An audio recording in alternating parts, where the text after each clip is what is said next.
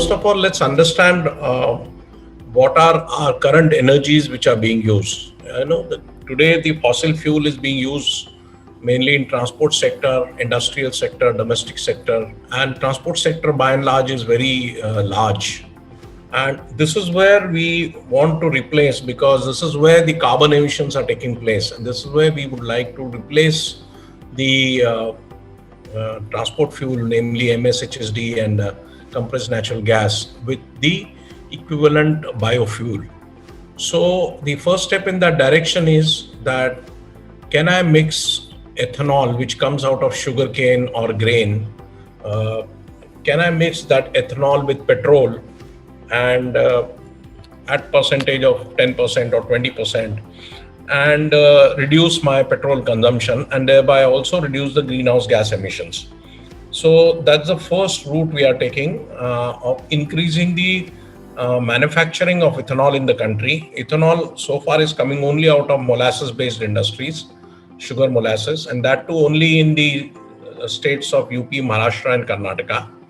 But going forward, the states like Andhra Pradesh, Telangana, Tamil Nadu, which are also rice surplus states, or even tomorrow if the farmers take up maize farming, the maize can also be converted into ethanol. And therefore government is incentivizing setting up of manufacturing bases for rice and grain based ethanol plants. Even oil companies are going to put up a few plants. The idea is that the country requires a huge quantity for conversion to 20% blending. Even for 10% blending, currently we don't have enough quantities. We require something like, just to tell you, the current year we require 400 crore liters.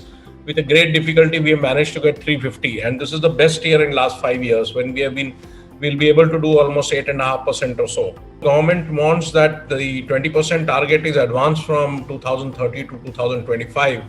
And therefore we'll require in excess of 1,000 crore liters of ethanol in 2025. And whereas we are able to get only about 325 or so. So new manufacturing capacities are required to be set up in a lot of deficit states.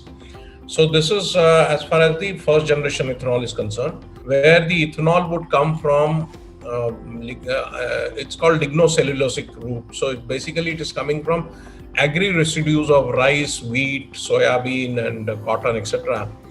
Mainly rice because that's in plenty. So rice straw is converted through an enzymatic hydrolysis process and you get ethanol. And since the process is different than the first generation ethanol, it is called second generation ethanol, where the complex carbohydrates are converted into sugars and then only they are fermented. Whereas in case of sugarcane route, the sugars are already present. So you don't need to do conversion of carbohydrates into sugars. So again, it will go for the 20% blending. Compressed natural gas, which is used in a lot of vehicles which are getting converted from MS and HSD.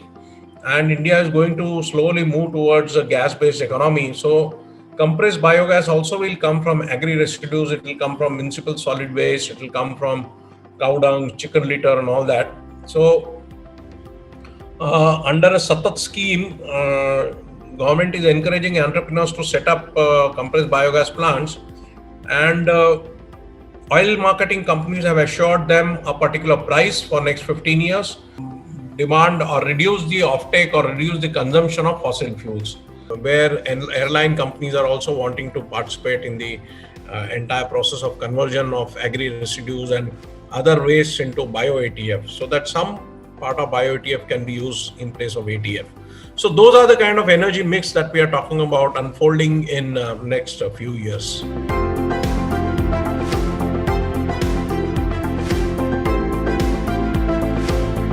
First generation ethanol is a low hanging fruit, and therefore BPCL needs to build capabilities, procure ethanol, blend ethanol with petrol and market it and distribute it throughout the country. Ethanol has its own issues. It is hygroscopic in nature. It absorbs moisture if it leaves the phase with petrol, and therefore it has to be used properly. There are challenges for the auto industry also. Auto industry needs to develop material compatibility and engine compatibility for their vehicles. So petroleum would like to also partner with the auto industry the ethanol blended petrol is available in every part of the country, because automobile travels the entire country, and therefore your fuel also has to be there everywhere. Going forward, the challenges are increasing manifold when we go for E20, because then the vehicle manufacturers are going to introduce the compatible vehicles in 2023-24, and that is when we will have to ensure that old cars will have to be given E10, new cars will get E20, and therefore E10 as well as E20 both are made available throughout the retail network in the country. We also need to build consumer awareness about the use of ethanol and how ethanol is a high octane fuel. Though automobile industry is able to use, increase the compression ratios and improve the tuning to take care of that particular negative aspect. We ourselves are planning to manufacture first generation ethanol and second generation ethanol. So we are putting up one second generation ethanol plant in Bargarh. We are also going to integrate it with another one generation plant just next to it, Bina in Madhya Pradesh and Karur in Tamil Nadu, and one place in Andhra Pradesh, where we would like to put up 500 KL per day kind of a big plant of first generation ethanol. We are self-sufficient in terms of manufacturing ethanol and then blending it with petrol and sending it to motoring public. So there's another thing, E100 also is being talked about, which means 100% ethanol. But auto OEMs have to be ready with the models. One outlet in Pune, and I understand other oil companies are also doing it. The idea is to give confidence to auto industry that look, there's one outlet we have put up and we are capable of giving E100. If you want, you can launch your models. The third thing is to support the evolution of gas-based economy with CBG in a manner that CBG and CNG can coexist. Both have to coexist, both have to be mixed in the same pipeline, and therefore I need to have the infrastructure at the retail outlet so that the compressed biogas can be handled and compressed natural gas can also be handled properly, and then there is no problem as far as the customer is concerned. Compressed biogas, in fact, has a higher methane content compared to CNG, and wherever possible, if we are able to sell it separately, it also augurs well for the consumer because he gets a higher calorific value product at almost the same cost.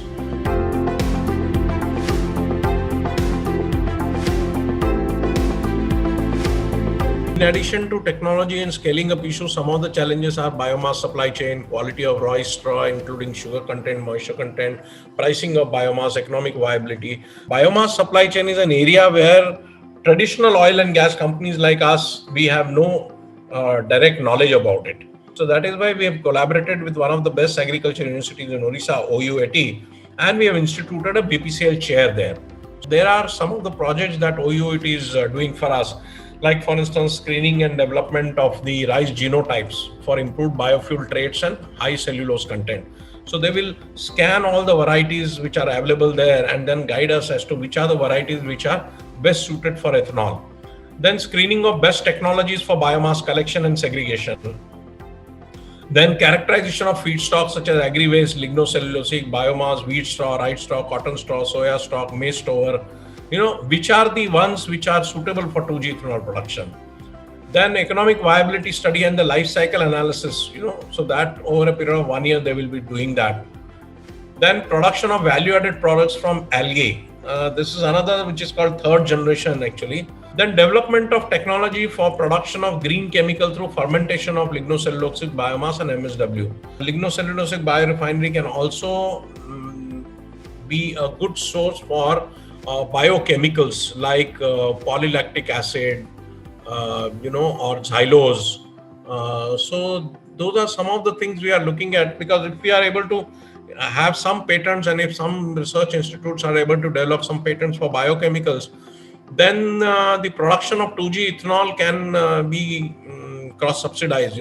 Research institute also should largely concentrate on going forward if India has to go on this route of bioenergy. Consumer awareness and brand-related campaigns where we would be educating the consumer on the use of E10 and E20. Entire ecosystem which needs to be trained, in the sense that there are banks which are giving loans to manufacturers. So banks need to be told about it. So we hold sessions with banks. We hold sessions with the funding agencies abroad. They also need to understand this technology.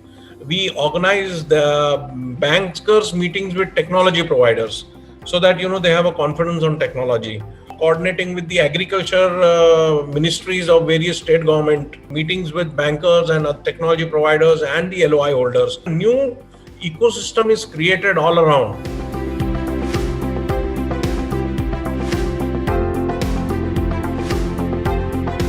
See, 2G ethanol plants are expensive. That is why India is only putting up 5 plants. We are putting up 1. Typical 3 crore liters per annum kind of a plant is costing us in the region of 1,000-1,200 crores. So that's going to be very capital intensive, and therefore not many plants would come up initially because the technology is completely new. Sugar industry is already doing, it can happen only in sugar states. So sugar states, we are actually surplus with ethanol. So therefore we want ethanol in states where there is no sugar cane and where there is no ethanol production. Because petrol is sold everywhere. Therefore I need ethanol everywhere. And therefore states like Tamil Nadu, Kerala, who do not produce ethanol at all, so there the plants will be set up based on rice grain. So typically same 3 crore liter plant would cost about 200 crores. So, but provided you should keep getting the raw material. And therefore we are only choosing those states where rice is available in plenty. Today India has a surplus rice of the next 3 years. So similarly, if farmers take up maize farming in a big way, then the maize also can contribute to a very large extent in first generation ethanol production. Brazil is the one which is the ahead of everybody. Brazil introduction of ethanol is almost to the extent of 46%. That means 46% of, just to understand correctly, petrol consumption they have converted into ethanol already. E10 and E20, they are talking about E27 in their country.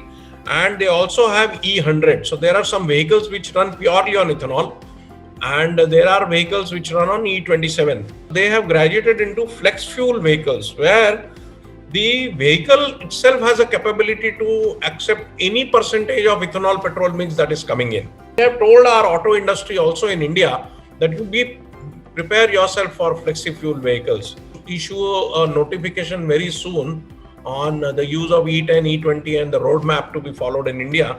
Based on that, auto industry will have its own plans of rolling out different models. Brazil has very high crushing capacity sugarcane factories, double, triple that of our capacities. And therefore in their plant, they can produce first generation ethanol, and whatever bagasse comes out of it, they produce 2G ethanol from there. But I understand that 2G ethanol, they are not using themselves because they are generating sufficient ethanol. So they are even exporting the 2G ethanol to places like Colombia and other countries. And they have a genetically modified corn, so which is suitable for ethanol. And therefore they are using that for maximizing ethanol production. In Europe also there are countries which are producing ethanol, and a lot of ethanol, 2G ethanol technology providers are there in Europe. If India is able to achieve 10% next year and then go on to 20% in 2025, we will be almost keeping ourselves in pace with the Euro and US and Brazil. Down Southeast Asia, they haven't progressed as much as, but yes, they are also talking about ethanol mixing and all. Even China is doing it. But China is also same problem. They are not getting 10% ethanol blending everywhere. The North China has, South China doesn't have, and things like that.